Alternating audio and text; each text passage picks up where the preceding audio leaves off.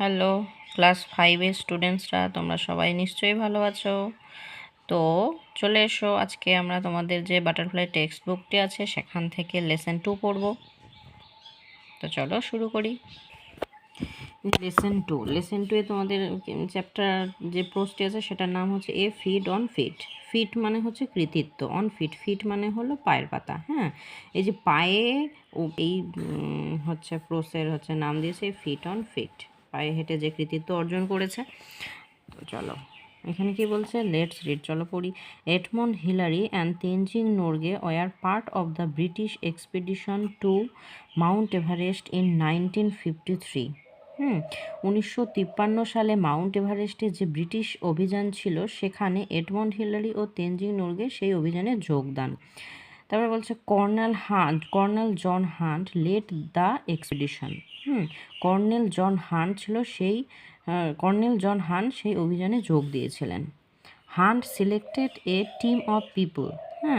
Hunt হচ্ছে একটি team তৈরি করেছিলেন। All of whom were experienced climber. Experience মানে অভিজ্ঞতা সম্পন্ন, ক্লাইম্বার্স মানে যারা উঠে পাহাড়ে ওঠে। তো যাদের পাহাড়ে ওঠার অভিজ্ঞতা ছিল তাদেরকে তিনি সিলেক্ট করেছিলেন। Edmund Hillary A climber from New Zealand. Edmund Hillary ছিল নিউজিল্যান্ড থেকে। And Tenzing Norgay A Sherpa from India. যে তেনজিং নোরগে সে ছিল হচ্ছে শেরপা, ভারতের শেরপা থেকে। এবার শেরপা বলতে কি বলছে, এই যে শেরপা বলতে হচ্ছে যারা হচ্ছে নেপাল ও তিব্বত সীমান্তে বসবাস করে, পাহাড়ি এলাকায় বসবাস করে, যাদের পাহাড়ে ওঠার পারদর্শী, যার পাহাড়ে ওঠার অভিজ্ঞতা রয়েছে, তাদেরকে শেরপা বলা হয়। Were among the 11 chosen climbers. এই যে এরা যে দুজন ছিল, Edmund Hillary and Tenzing Norgay, এরা হচ্ছে 11 জন যে সিলেক্ট করা হয়েছিল তাদের মধ্যে এরা ছিল। পরের পেজে দেখো কি বলছে, after months of planning the team began to climb. After planning মানে হচ্ছে এক মাসের পরিকল্পনার পর সেই দল পাহাড় শুরু করে। Out of all the climbers on the expeditions, only 4 would get a chance to make an attempt to reach the summit. এই সামিট কথার অর্থ হচ্ছে একেবারে পাহাড়ের চূড়া, পাহাড় শীর্ষ যাকে বলে।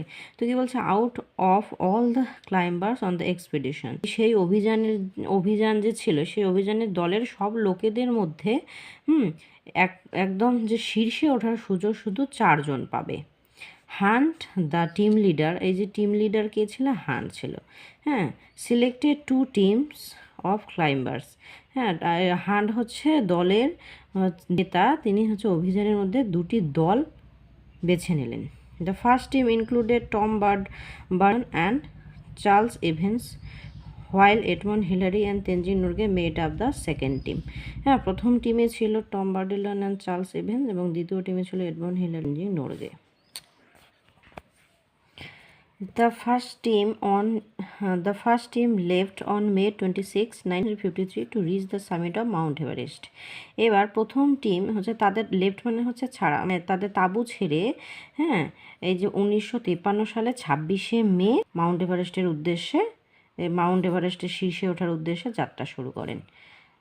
The 2 men made it up to about 300 feet short of the summit. 2 men, এই 2 জনের প্রথম টিমের, প্রথম দলের 2 জন লোক একেবারে মাউন্ট এভারেস্টের শীর্ষে প্রায় উঠে গিয়েছিল। একদম শীর্ষে নয়, এই যেখানে তারা পৌঁছেছিল সেখান থেকে মাউন্ট এভারেস্ট ছিল মাত্র আর 300 ফিটের দূরত্বে। Still the highest any human being had yet reached. এর আগে এরাই একমাত্র ভারতীয় যারা হচ্ছে মাউন্ট এভারেস্টের প্রায় কাছাকাছি পৌঁছেছিল। এর আগে কোনো লোক বা কোনো যাত্রী এত উঁচুতে পৌঁছাতে পারেননি। They were force to turn back after they encounter bad weather. কিন্তু তারা হচ্ছে খারাপ আবহাওয়ার সম্মুখীন হওয়ায় তাদের হচ্ছে ফিরে আসতে হয়েছিল। তার মানে তারা একেবারে এভারেস্টের শীর্ষে উঠতে পারেনি। এবার বলছে at 4 AM on May 29, 1953, Hillary and Norgay got ready for their climb. 1953 সালের 29শে মে ভোর 4টের সময় হিলারি এবং নোরগে কী করলো, হুম রওনা দিয়ে দিল মাউন্ট এভারেস্টের উদ্দেশ্যে। Hillary discover that his boots had frozen and spend 2 hours defrosting them. এবার হিলারি ডিসকভার মানে হচ্ছে আবিষ্কার করা। হ্যাঁ, হিলারি দেখলো, কি দেখলো, তার যে বুট, তার যে জুতা ছিল, বুট যে ছিল, সেই বুটগুলো যে বরফে ঢেকে গিয়েছিল এবং সেই জুতার যে বুট থেকে বরফ সরাতে প্রায় 2 ঘন্টা সময় লেগেছিল। The 2 men left camp at 6:30 AM। হ্যাঁ, এবার দুজন মানুষ তারা হচ্ছে 6:30টায় সেখান থেকে এবার রওনা দিল, সেই দুজনকে হিলারি অ্যান্ড নোরগে। আপন দেয়ার climb there came upon one particularly difficult rock face. হ্যাঁ, এবার তারা যে উপরে উঠছিল সেখানে তারা একটি হচ্ছে রক ফেস মানে হচ্ছে বড় পাথরের সম্মুখীন হলো। But Hillary found a way to climb it. কিন্তু হিলারি যাওয়ার জন্য রাস্তা খুঁজে নিল, উপরে ওঠার একটি রাস্তা খুঁজে নিল। The rock face is now called Hillary step.